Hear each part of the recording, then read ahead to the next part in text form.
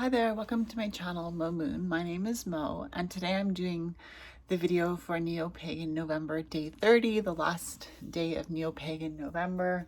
Today's prompt is altars, and this was a month-long challenge started by Brittany, the Sunshine State Witch. And I really enjoyed this whole month challenge, and I really was able to meet a lot of new people here on YouTube, so I'm very grateful for Brittany for starting this challenge. So I'd like to turn the camera around and show you what my altar looks like and tell you a little bit about how it got started.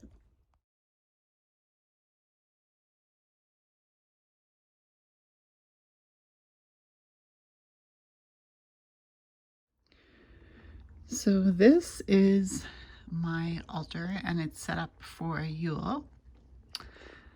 I clean my altar for every Sabbat on the wheel of the year.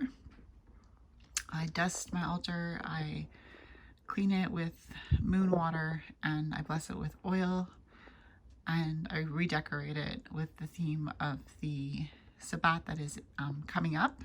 So Yule is December 21st, and I set up this altar for Yule a couple weeks ago. So yeah, I'll take you in a little closer.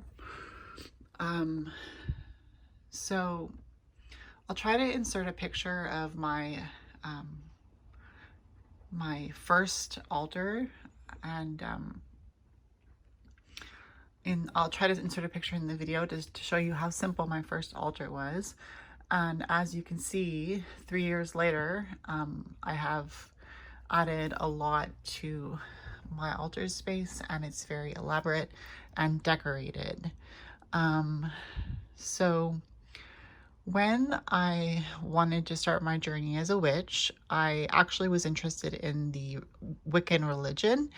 And I'm not Wiccan. I decided not to continue on the Wiccan path, but I am a witch. And so originally I looked up what I needed to do to make an altar, because I felt the call to set up an altar for myself.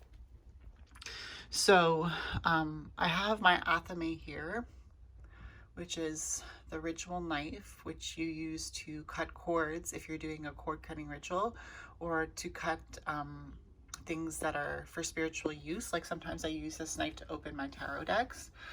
And over here, I have my wand.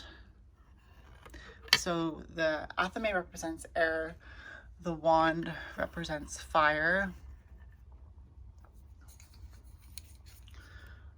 I have a few wands, but this is the one I keep on my altar for now because it's small. I have the pentacle here on the cauldron. I also have a pentacle where you can see the tea lights. It's actually a pentacle underneath the candles. And I have a chalice here. So the pentacle represents earth and the chalice represents water. So we have earth, air, fire, water, and spirit. And I have all my gods and goddesses represented here on my altar.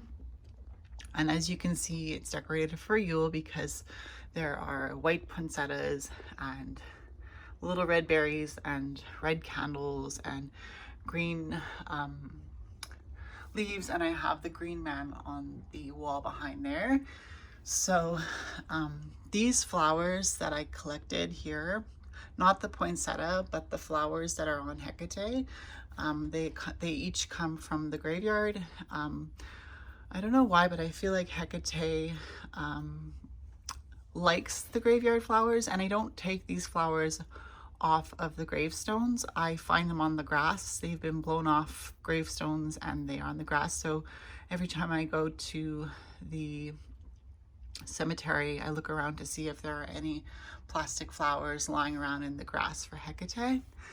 So this altar space is a space where I can come to reflect and meditate, and just some of my best ideas come to me when I'm sitting at this altar and I'm just giving thanks, or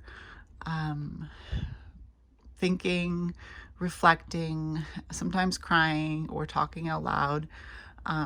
just getting my feelings out. When I was a Christian, there was a Bible verse that I really loved because it reflected how I felt about the Hebrew God at that time. And now the Bible verse is how I feel about coming to this sacred space. And I'll tell you what the Bible verse is.